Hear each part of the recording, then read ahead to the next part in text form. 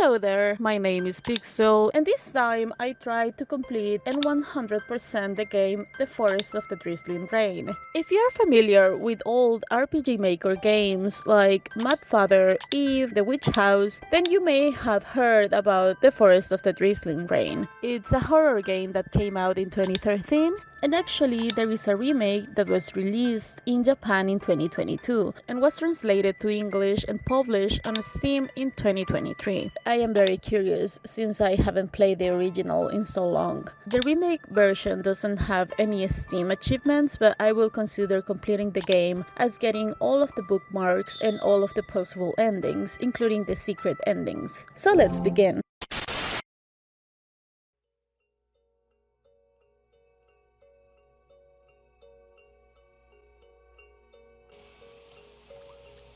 On the day I learned my parents had died, it was raining terribly hard.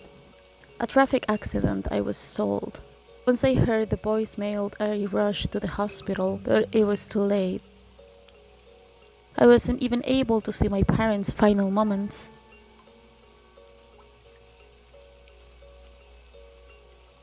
A small service was held in the pouring rain, with just me and the funeral parlor staff. So you didn't have any relatives? That's how my parents said they wanted it. My parents had cut ties with the rest of our family, so there was nobody else to invite. The only sound was the battering rain. I stood there alone in the empty funeral home, overcome with an indescribable loneliness. It was like a black hole had formed at my feet, waiting to swallow me up. The day my parents died also happened to be my birthday. I'm sure we will have celebrated my acceptance into university on the same day too. They were probably even more excited about it than I was. Actually, I'm fairly certain, judging by the present that was in their wrecked car. Oh, that is actually awful. I'm sorry. Your parents died on your birthday, huh? So after a brief introduction, we learn that we are playing as Shiori, the only daughter of a couple that has passed away recently, that same day apparently, in a car accident. And we get to play as her as she goes around the room trying to clean it, as she has left some documents all over the place. Eventually, we found a key in a bookshelf, and with the key we are able to open a locked photo album. We are given a choice to not open it, as it will be very difficult for Shiori to go through all of those memories the same day they passed away. Honestly, what a messed up birthday. Also, I didn't really care about what Shiori wanted, so I decided to open the photo album. I usually like to inspect everything, but to save you the hassle of watching me reading every single text, I am editing it this way, because I actually have like 10 hours of footage of me playing the game, and you don't want to see that, so I was given the option to not open the photo album like 3 times. I was really doubting myself, but nevertheless, I ended up opening it. Oh, a dramatic close-up, I see. It's full of old photos. Wow, mom and dad look so young. What is this? Like, is your heart beating or something? Huh? There's a blank page. It looks like part of the album is missing. The photos from when I was young have been taken out. Let me check the other pages. Oh, it's her going through the pages. Okay. So, what am I supposed to do here? Just wait? Okay. Just say something, girl. What time is it? Huh? The clock isn't ticking. The clock has stopped. I doubt I can fix it. I'm not good with delicate machinery. I'll have to take it to get repaired. I'm feeling tired. I'll just lock up and go to sleep. Okay, so am I supposed to go through all of the windows? So after that, Shiori noticed that the clock stopped working. She tries to fix it to no avail. She decides to go sleep for the day. So we close all of the windows and doors in her home, and we get a glimpse of her birthday cake and decorations. And after going to bed, we get this scene. I don't know anything about myself, and I can ask my parents since they are gone. I wish that someone could have come to my parents' funeral at least. I think I want to find out more about my roots. But there is no longer anyone in this world who really knows me. And that fact is very isolating. Don't you have any friends? Why can't I remember? Why? Why? Why? Tell me why? Nothing but. I'm so fucking old. I'm sorry. Come now. Come over here, my sweet, sweet child. Come, child. Come fulfill your promise. The promise that grew broke in two shall be repaired with time and loss. But for now, when the right time comes, come now, my sweet, sweet child, and give me all you have. You can never escape. Never. Not ever. Sure, I'll go there tomorrow. I just have to miss work. But that's fine. Nothing serious. Yeah, kinda creepy, huh?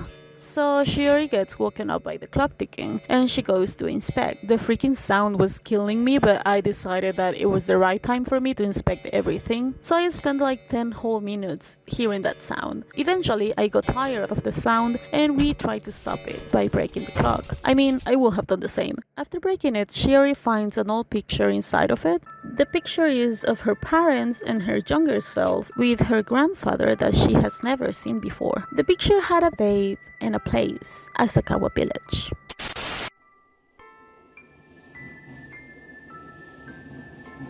After that, I only got busier and busier. Official papers to turn in, assets to transfer.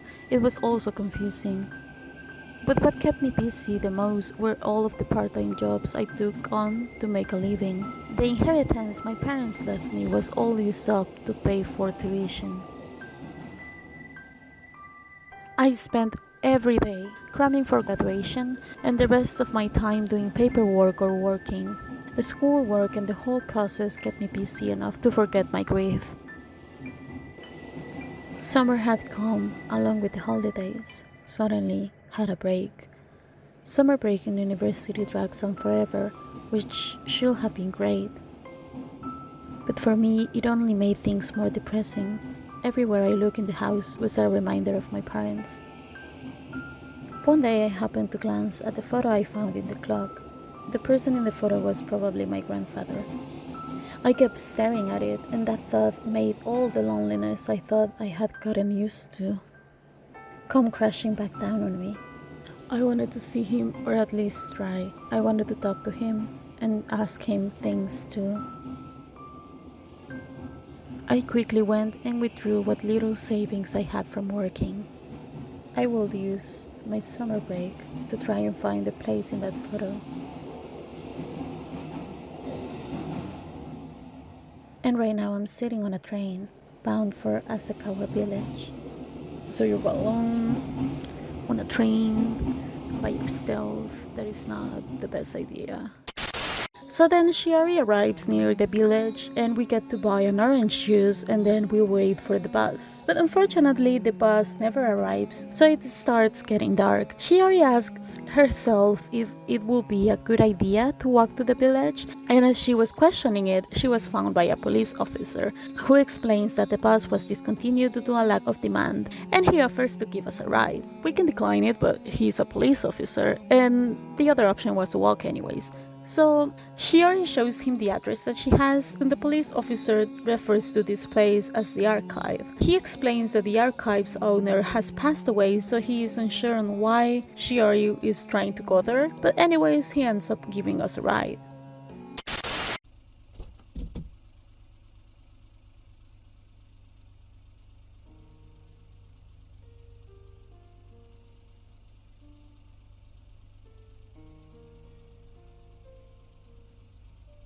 Why do we get such a long cutscene of the house? Is it like important?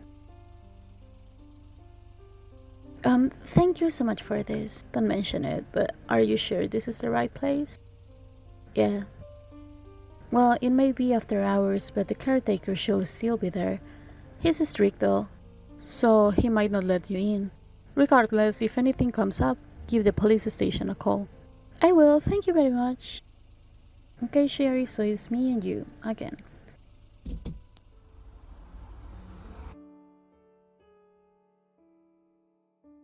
Oh wow, this place really is an archive.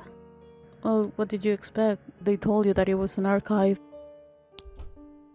The door is open, I guess they are not closed? I've come this far, so I might as well take a look around.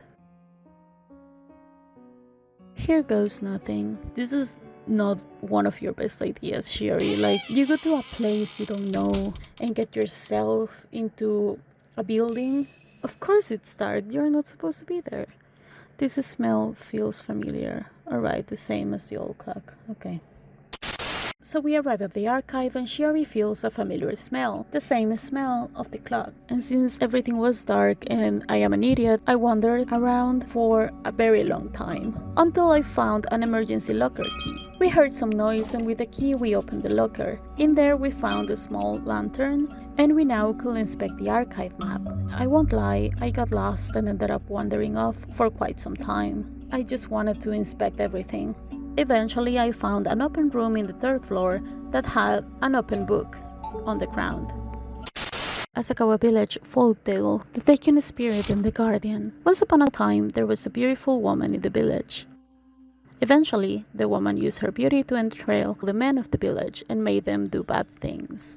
The village fell into decline while the wives and children of the men went hungry. One day the evil woman was run out of the village and into the mountains.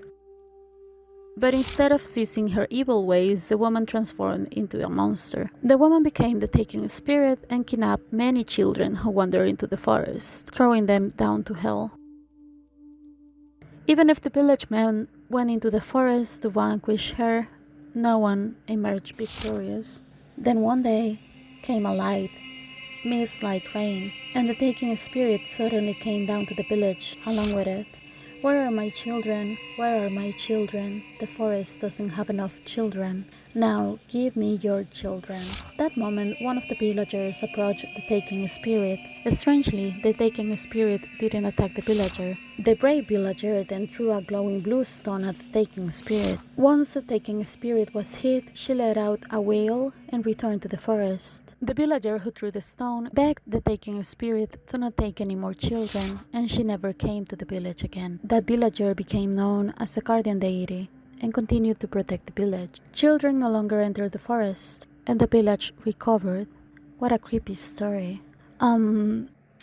It was creepy until some random guy decided to throw a rock at the evil spirit, and that worked for some reason. Well, fine. So after reading the book and getting a mini jump scare, I continued searching for whatever we were searching. Honestly, I don't even know what Shiori's plan was, to go to an old building alone and search for stuff about your grandparents. Imagine if this was a hotel. Like, why will they keep records of your grandfather? And we actually found a photo album of her grandfather right away. Shiori actually closed my mouth. We also found some documents of the ownership of the place, and it seems like the archive belonged to her grandfather. As we were trying to get out of the room, a small shiny rock fell from one of the bookshelves, and we decided to take it and return it to the front desk. After wandering off some more, we heard some noises in the second floor. The sound came from here. It won't open. Hello? Who is this? A girl's voice comes from behind the door. I came here looking for answer. You're not the caretaker? No, I'm actually looking for him. Who are you? The caretaker? No, I'm not. Anyways, get me out of here. What? I was hiding and got locked in. Well then, where's the caretaker? Don't know and I don't want to be found. Then, should I call the police? No. That's Officer Mochizuki, right? No way, he'll kill me. Then what should I do? A key falls out of a small hole in the wall.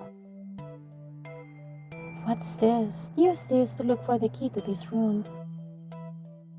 A key labeled Office Spare falls out. Office Spare key obtained. It's probably a spare to the office on the first floor. Please, hurry. But whatever you do, don't call the police. I don't want them to know about this. So I doubted this so-called girl that was locked in the room. I don't remember much about the first game, and I actually thought that she was the devil and she was there for a reason. So after Shiori returned the stone to the front desk, I started wandering around to see if there was anything else that we could do to not free her. But after inspecting everything, I arrived to the room we were supposed to go to get the key. I really didn't want to free her. I thought that Shiori was going to die. But since the game didn't give me any other options, we ended up opening the door. I really don't think that she's good. I bought the key. No response. I'll think. Okay. I bought the key. No response. I have the key to open this room. Okay, open it. Hello? Are you here? You know, you are really trespassing in here? Are you crazy? No, I'm not. I'm just looking for answers. Why does she look like that? You're a student? Do you live here? Yeah. So why are you hiding here? You even got locked in. I'm just here because I want to be. Are you... I just don't want to go home or see anyone from school. That's all. So I'm staying here. But it's so late. You should go home. You don't need to tell me, okay? Forget it. Thanks for the help, kind stranger. By the way, give me the key you used to open the door. Huh? Why? Do you want to get in trouble? It's safer if I keep it. Okay. Alright. The caretaker is a little crazy. Crap. You make sure you get out, okay? Wait. That girl ran away and I didn't know what to do. I got lost and eventually found her at the front door trying to escape. She told us to not get caught, and if we got caught, do not tell the caretaker that we saw her. She ran away again, and after searching for her again, we saw some random shadow with a shining sword. Is that normal here? Anyways, we found some rope in one of the rooms and heard a scream upstairs. The scream was kinda disappointing though. At the top floor, we see the girl being chased by the sword guy. Well, tough luck, girl.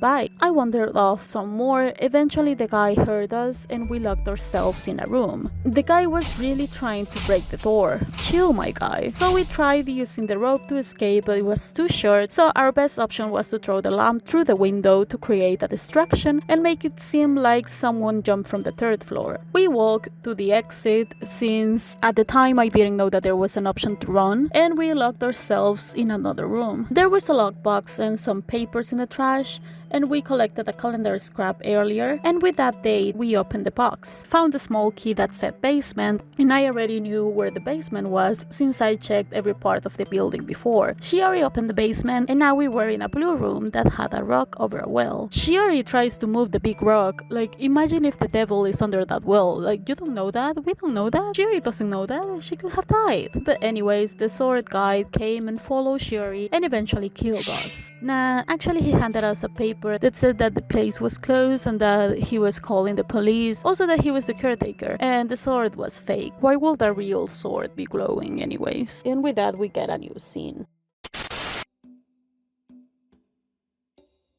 Alright, I'll take Miyako home then. Just how many times has it been? Go home when it's closing time. I can't get home by myself. Plus, I wasn't going to stay that long. I got locked in. It wasn't my fault. You're the one who's making a big deal out of nothing, Officer Mochizuki. You're a nuisance to Kotaro here, and your parents must be worried. Surely you understand that. Right. Kotaro Shiori says she has some business here. The woman was too stunned to speak. She came from pretty far away and I escorted her from the station. But from the look of things, it seems like you haven't had a time to talk. As if they could. She was too scared to even say a word. Some caretaker he is. Miyako, though I should have taken the time to see you off the entire way. Sorry about that. Oh no, it's nothing. I invited myself in after all. But I did find out something. Oh, I see. It all worked out then. Just what did you find out here? Well, the truth is that I think I'm the granddaughter of Keiichiro Kansaki. But something's happened and I needed to make sure for myself. Oh, oh, oh. I can't believe it, so that's what brought you out here? To think someone from that family will be in this house again. Huh? What do you mean? Go home. Oh yeah, it's well past closing time anyways. I talked for way too long, sorry. If I can stay somewhere close and come back tomorrow, don't come tomorrow. Go home. Huh? I know I caused a lot of trouble today, but... Well, looking to inherit the house? Hey, learn to watch what you say. What? I may be Kichira's granddaughter, but I'm not here because I want the place. It's just...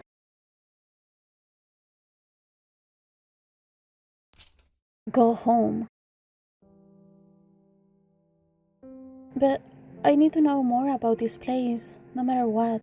I know it's pretty selfish of me to ask something like this. My parents recently passed away in a car accident. I'm not really sure what to do. It's embarrassing. Living life without knowing much about yourself or your parents. For the first time, it hits me just how lonely that feels. It was then that I found a picture of this village. So I took out all of my savings from working and came here. The place in this picture is the only clue I have to go on. That's why I have to know more. Oh, poor Shiori. I see. Ah. Wow, so mean. You're really kicking her out? What's Mr. Caretaker so afraid of, anyways? Besides, think about it. There's no way someone like her will actually want this shitty building. She said so herself, so a look around wouldn't hurt. Hey, let's calm down.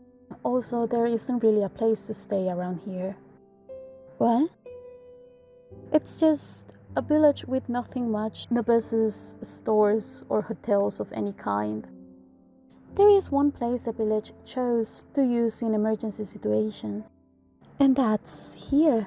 Mr. Caretaker definitely knows that, so stop playing dumb. Well, it's also sudden.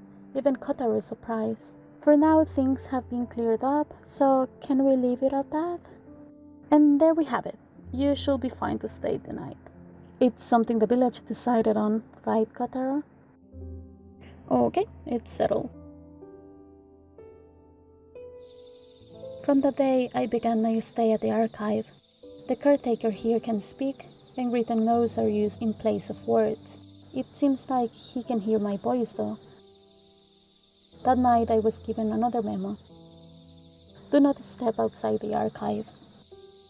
I tried asking why, but he just went back to his room. Once I get things sorted out, I think I'll leave right away. The archive doesn't just have documents, it has reminders of my parents too. With each passing memory, I can feel warmth envelop me. At the same time, however, I have some doubts. Why hadn't Mom and Dad brought up anything about our hometown?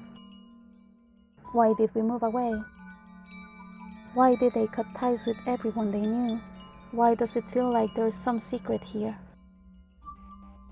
Does the answer rest in the archive in Asakawa village?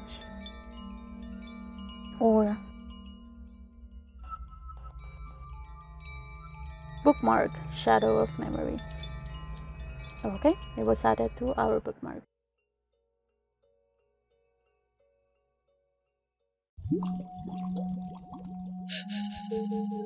Come, drink some water. Mercy, thank you very much. Please believe me, we didn't steal a single grain of rice.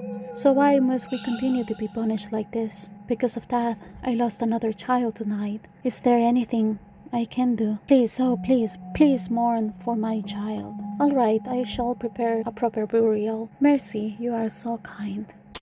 And so we got the first bookmark of the playthrough here, and we finished the first chapter of the game. The game is divided in 3 chapters, but they are quite long, so hopefully I can divide the gameplay into 3 parts as well, maybe 4, since there are 5 different endings and 2 secret endings. Also, I will try to summarize the game, meaning that there are some parts that I won't be posting, since I do believe that it is kind of boring for me to show the parts where I get lost or the parts where I investigate everything. Please just let me know if you don't like it. I hope that you like the game as much as I did. It's not as scary as other horror RPG Maker games, and the game also doesn't have a lot of jump scares. But it has a great story in my opinion. Anyways, thank you for watching and see you in the next part.